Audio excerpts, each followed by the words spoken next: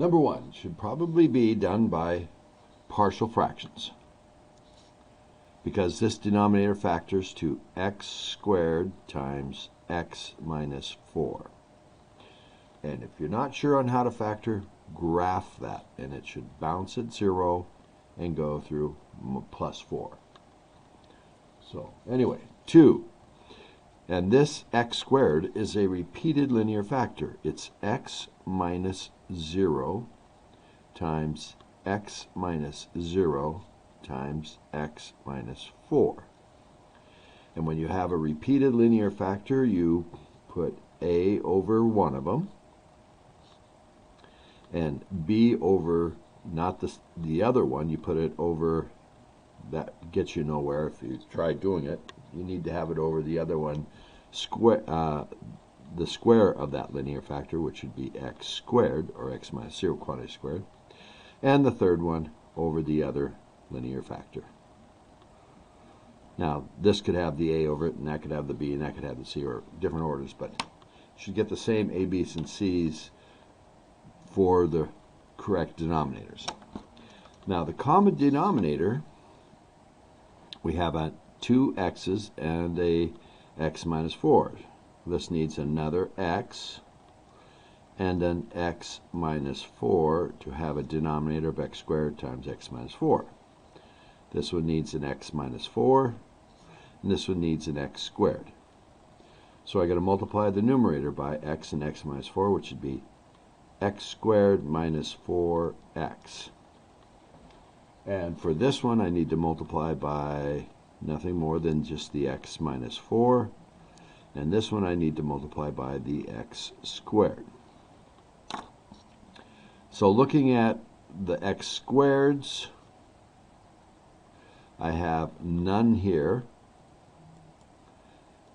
And I have a x squareds, no x squareds here, and a c. X squareds there. Looking at the x's, I have minus 4a.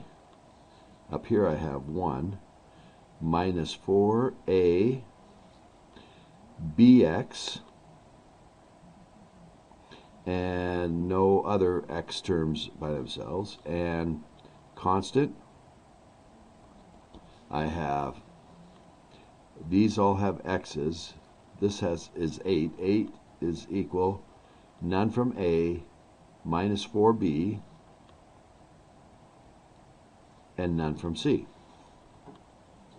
So looking at this, I have minus 4b equals 8, so b must be negative 2. And if b is negative 2,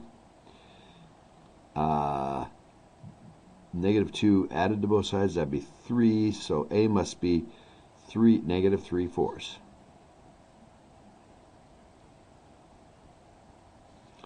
And if a is negative 3/4 and you add c and you get 0, c must be positive 3/4.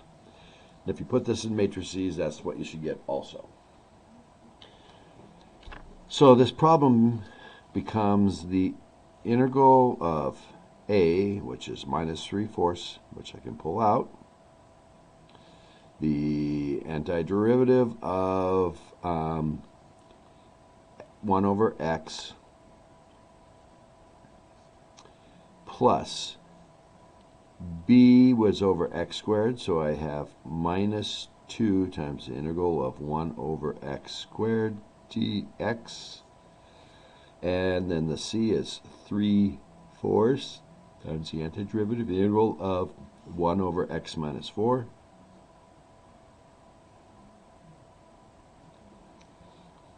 And from what we've been doing in class, you should recognize this is ln of x. So I've got minus 3/4 ln absolute value of x plus negative 2. And this isn't ln, it's got a squared. It has to be a single x, or single x, a linear factor. But if it's squared, we do u sub. Or no, we write this as x to the minus 2 and integrate x to the minus 2 with the power rule, which means we add 1, we get negative 1, and divide by negative 1. So we divide by -1, and we go to x to the -1. Add 1, we get -1, and we divide by that. Plus 3/4. This is a linear factor, just 1 in front, so it's just ln x, absolute value of x minus 4. Now, if it was a 2x or a 3x, we'd have to divide by the 2 or 3. And we can clean this up a little bit. It's minus 3/4 ln x plus 2 over x plus 3/4 ln absolute value of x minus 4. Now, I'm going to do it again the way that some of folks did. They said this was a quadratic factor, and so they said, I'm going to put ax plus b, a linear factor, over that quadratic factor, plus c over x minus 4. Now, you may have done them in different order, but that's basically what you have. So if we're going to be identically equal to x plus 8 over this, and this is our common denominator, we need to multiply this one by x minus 4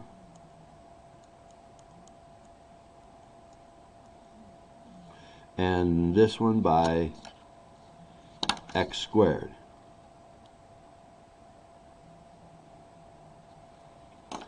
And we get, let's do our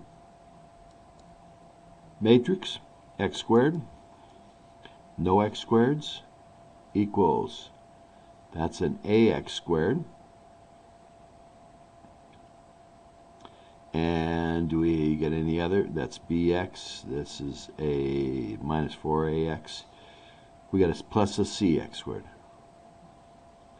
X's, I got ax times a negative 4, and x is here 1, and we get a bx, and we get no x's from there. Constant, and I've got minus 4b. Oh, up here I have 8 minus 4b. A has an x, so it's not going to be a constant, and C has x's, so it's not going to be a constant, so I'm just going to get that. Which, if you look closely, the order I line these up matches the order I line these up, and we get the same constants. So we get the A, B, and C are the same numbers for the way I've written it. So I get the antiderivative. Now I got ax plus b over x squared. Whenever you got a sum in the numerator, you probably should separate it into two fractions. A, which we figured out was negative 3/4 x over x squared. Then we have b over x squared.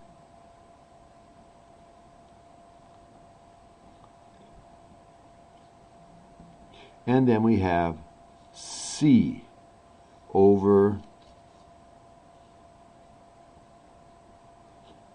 x minus 4. And if you look at this, you'll see this x will cancel one of these, and I'll get minus 3/4 over x, which is what I had here. I get minus 2 of 1 over x squared, which I had here. And I get this, which is this. And so I'm going to get the same answer as that.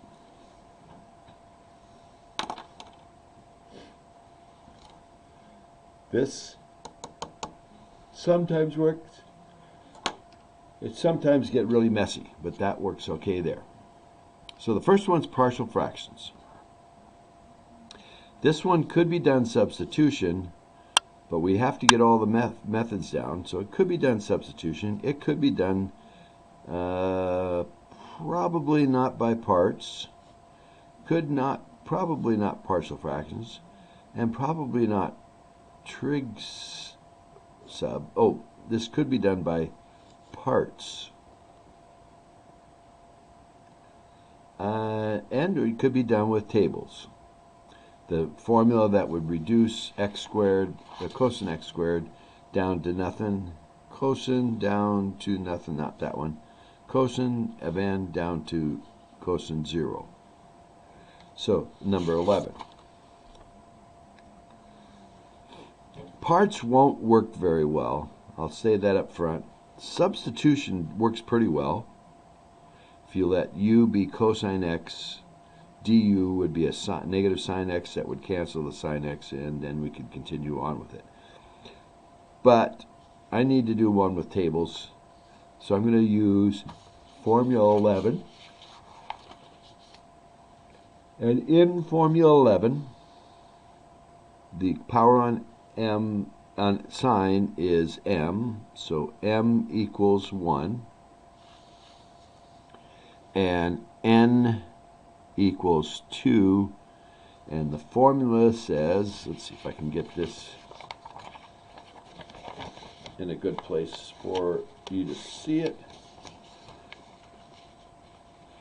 The formula says increase the power of sine by 1, so that means sine squared, and my x's are x's, so I leave x, then change them to thetas, and there's no minus, and it's cosine 1 less, so that's 2 goes down to cosine of x over 1 plus 2, m plus n, that's over 3, plus 1 less than n, which is 1, over m plus n, 3, antiderivative of sine to the same power as it was, so that's sine of to the 1 of x, and the cosine to 2 less, so 2 less than 2 is 0, and anything to the 0 is 1 dx, except for 0. So we have this. There's no antiderivative in that. You notice none here. So this is just sine squared x cosine x over 3 plus 1/3 the antiderivative of sine. We can go to the table if you want. Antiderivative of sine, oops, not there. The derivative of cosine is negative sine, so the antiderivative of sine is negative cosine.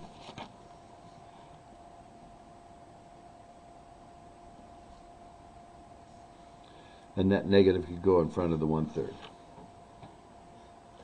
Now, if you chose to do substitution, substitution would be good if it was u equals cosine x, du would be, derivative of cosine is negative sine of x dx, or dx would be du divided by negative sine x, and so I've got the antiderivative of sine of x, cosine squared, so that'd be u squared, and dx is du over negative sine x. The signs cancel, but not the negative, so the negative pulls out. So I don't have any x's, it's all in terms of u. The antiderivative of u squared is 1/3, and I have a minus, so minus 1/3 u to the third plus c, which is minus 1/3 u cosine cubed u d plus c. Oh, but we got to take u back to cosine, excuse me. U is cosine x, excuse me, x. There we go. Okay? And if you do some trig, like replacing sine squared x with 1 minus cosine squared, and simplifying, you would get this. These are the same. So either that answer or this answer. This is using table, this is using substitution. Number 3. Okay, this one can be done with substitution, and it can be done with trig substitution. There's nothing in the tables, can't do partial fractions, and because this doesn't factor, so you wouldn't get anywhere, and parts doesn't work very well. It actually would make it messier.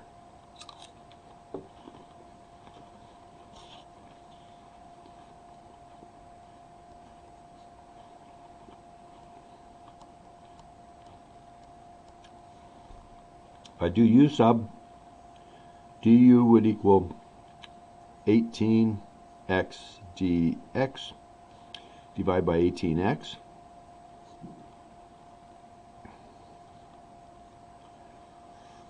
Make replacements. Leave the x alone because I see it's going to cancel, and I have this is u, and my dx becomes du. My dx becomes du over 18x. And since this is not added or subtracted to something, and so is that, we can cancel there. We can pull the 1/18 out, 18 in the denominator. And the integral of 1 over u is ln of u. But u we made up. We've got to go back to x's, and u was 9x squared plus 4.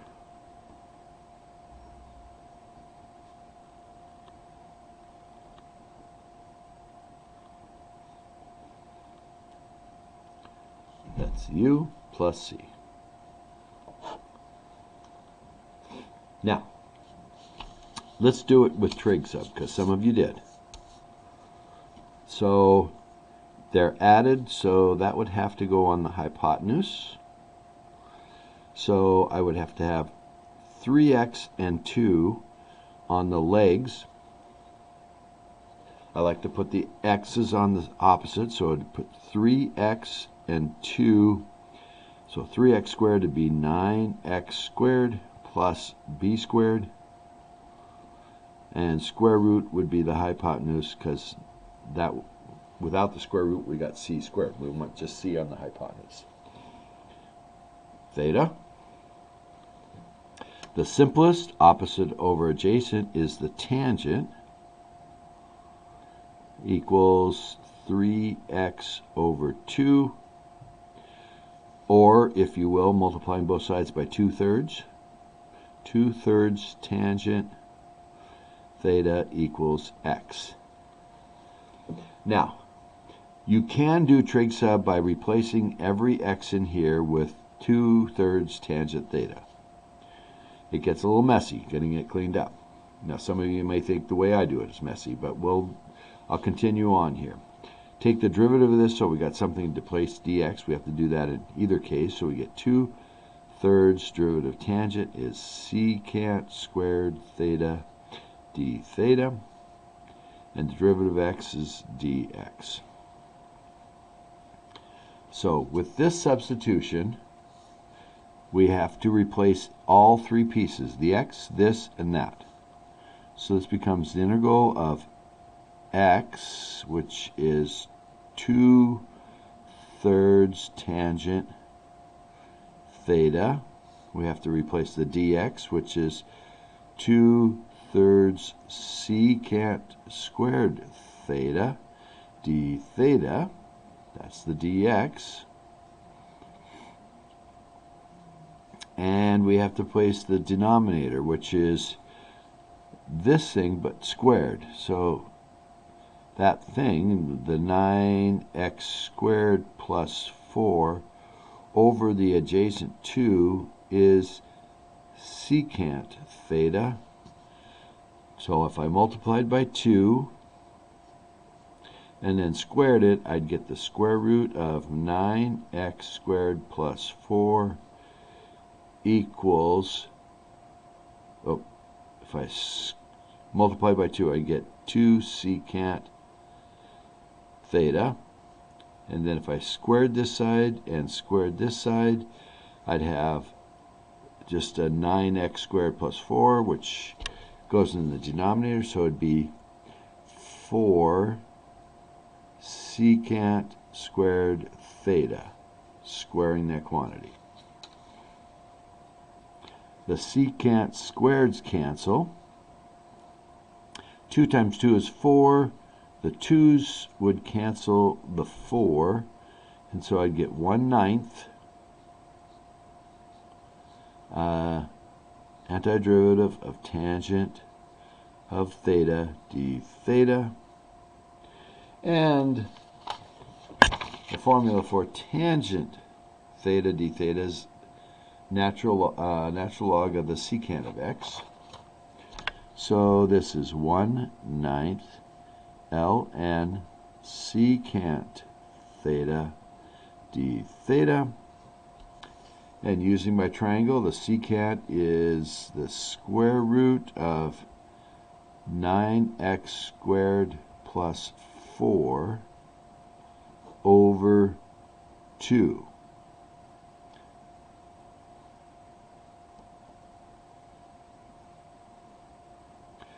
Plus c. Now, you may look at these and say they're different, but the ln of division is subtraction, so this would be 1/9 ln absolute value of the square root of 9x squared plus 4 minus ln of 2, and both of those are times 1/9, and the square root is a half power, so it would come out and be times this, and makes it 1/18 ln of absolute value of 9x squared plus 4, taking that square root out as a half power. And then we'd have 1/9 times this, which would be minus 1/9 ln absolute value of 2 plus c, which is just a different constant.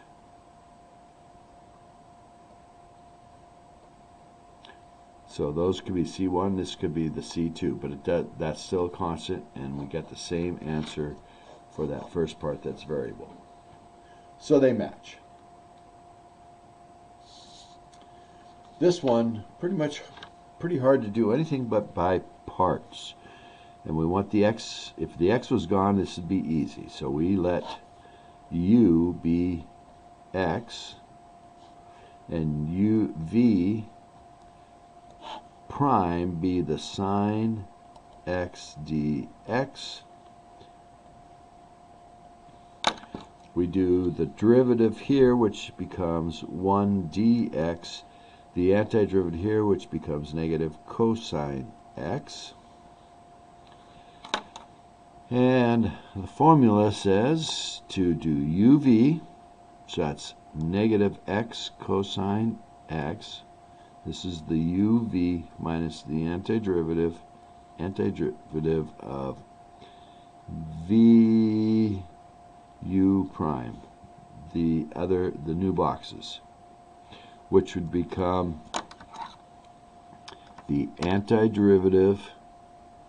This is minus, I should leave that minus, the antiderivative of these two, which is minus cosine x dx.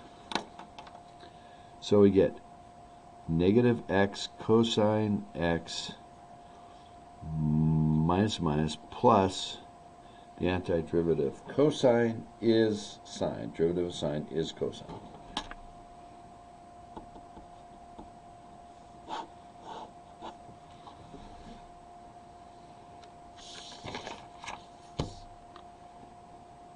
Okay, number 5 is a trig sub, That square root makes it hard to do anything else with it. And so to make a triangle where we have something squared minus something else, we need to put the 4, or the square root of 4, on the hypotenuse. And we like to put x on the opposite, and that would be appropriate, because then we'd have 4 squared minus x squared square root for the adjacent side.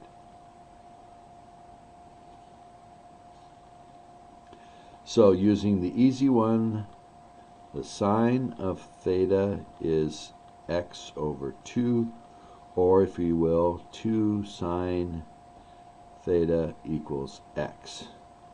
So I get something for my x. And I could put that in here and do trig identities and get that simplified. Or I can look at my triangle and say that square root of 4 minus x squared over 2 would be the cosine of theta. So this becomes the antiderivative of 7 x cubed, so that's 2 sine theta quantity to the 3rd power dx. I didn't do that yet. If I take the derivative of this, I get 2 cosine theta d theta. Take the derivative of that, I get 1 dx. So dx becomes 2 cosine theta d theta, and this mess is 2 cosine theta.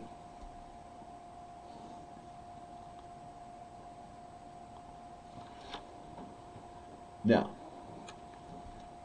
the 2 cosine thetas cancel. This is 2 to the 3rd, so that's 8 times 7, 56, integral of sine cubed theta d theta. Now, from here, I could use substitution, and so I could call this a problem where I'm demonstrating substitution if I do the trig identity on 3, number 3, but I could also use tables. So if I didn't use the one I use tables on, I could do substitution and maybe call this the tables part, but you have to be careful what you do. I'll use tables and then I'll do it with a substitution. First with tables. So we have 56, and if we're doing sine to some power and we want to reduce it, this reduces it. Goes 1 less than sine, brings in a cosine over what the power is, and 1 less than the power over the power, and sine down 2 powers. So minus sine 1 less, so it's sine squared theta cosine theta, not x's, over what n was, which was 3, plus 2 over 3. That's the n minus 1 over n integral of 2 less than what sine was, and that was to the 3rd, so it'd be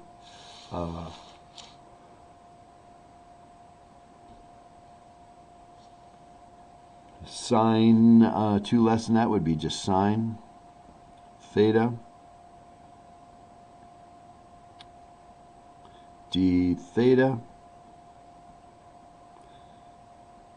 and no longer a plus c, but I made up thetas. I have to go back to x's, so I have 56 negative sine of theta, looking here, is x over 2.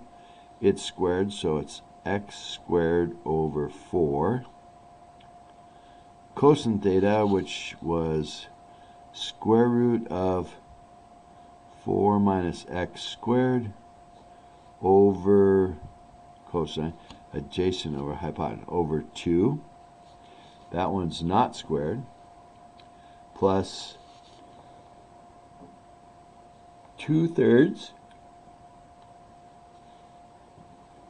antiderivative of sine, so that would be negative cosine.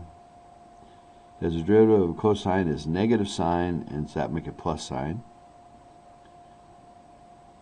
plus c. And it takes more work to show how, well, this works out to be 56 6 times minus x squared over 8, multiplying that, square root of 4 minus x squared, plus, we have 56 times it,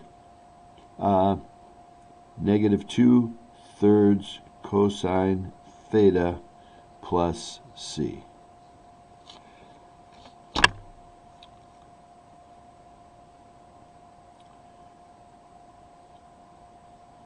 Okay, and I think that's right.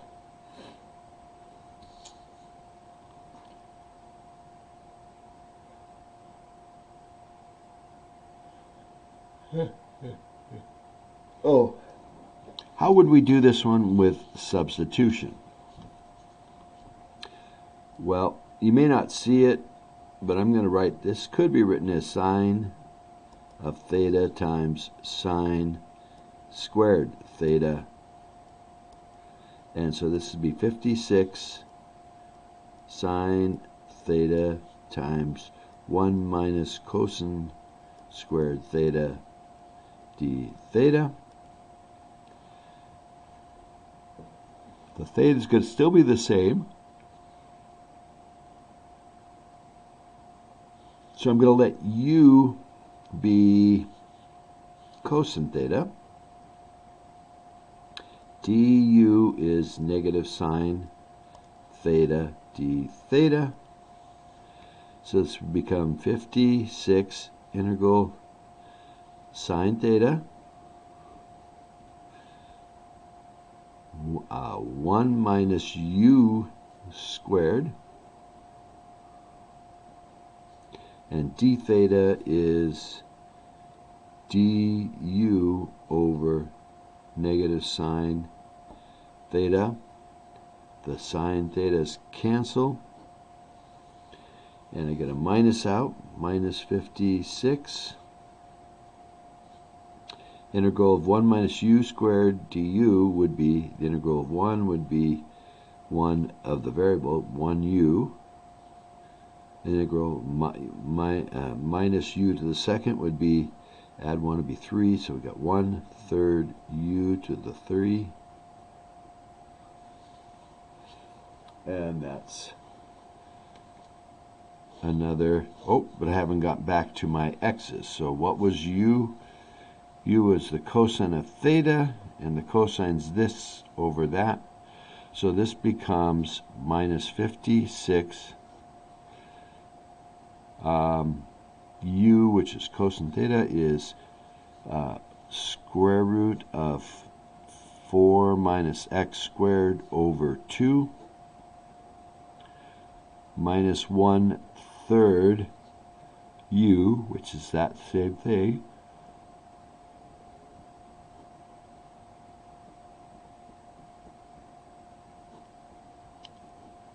to the third power.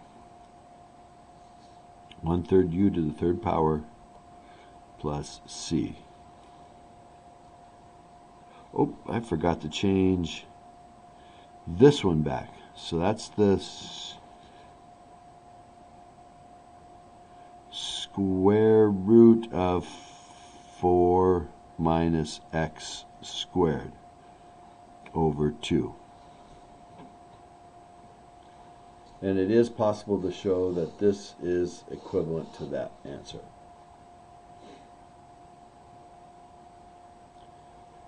Okay, number 6. So whatever this is some kind of function of t that we're going to take the derivative of, so it's going to be little f of t that we're taking the integral from 2 to x dt.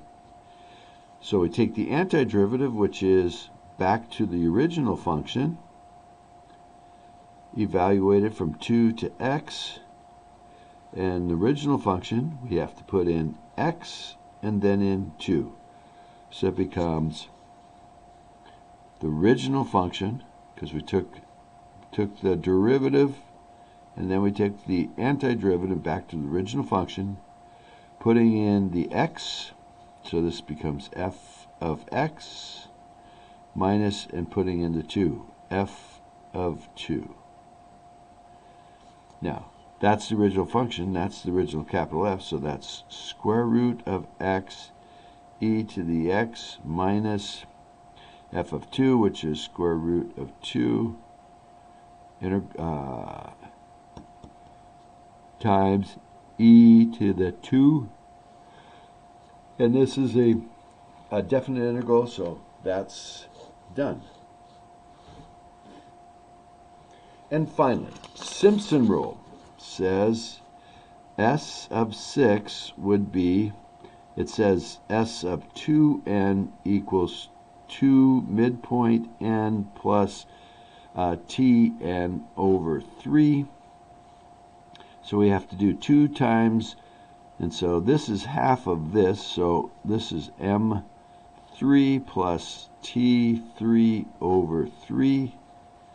So if I'm going to break it into 3 intervals, 1, 2, 3, and do midpoint, that would be 11 plus 4 plus 0, 15, times the width of the interval is 9.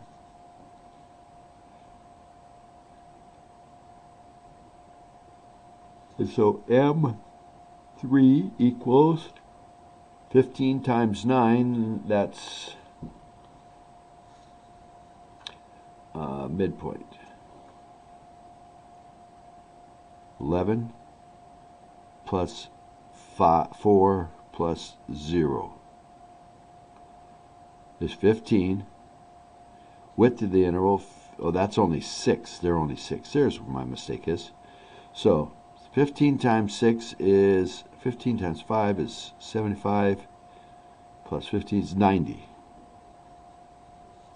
And we need to do trapezoidal 3, which means we could do left 3 plus right 3 divided by 2, or we can do the trapezoidal rule, which says 12 plus 9 divided by 2 plus 9 plus 1 divided by 2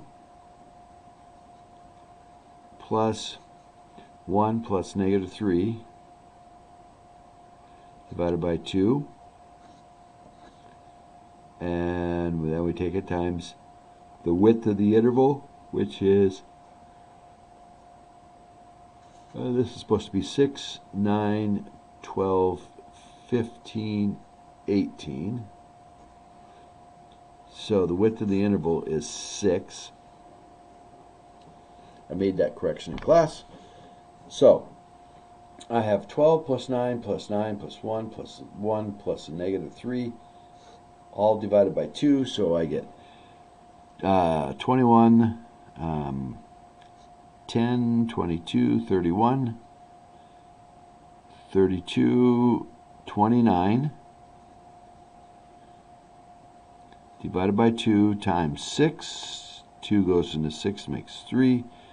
I made a mistake here. 12 plus 9 is 21. 30, 1, 2, minus 3 is 29. Times 3 divided by 2, times 6 divided by 2, which is times 3, which is, if it was, that would be 87. So there's the trapezoidal 3. The midpoint 3 is 90. And to do S6, we have to do double the midpoint. So 90 plus 90 is plus the 87 divided by 3, That's 180, 267. 3 goes into 26 8 times with 2 left over. 3 into 27 is 9. 89 is the value using Simpson's rule.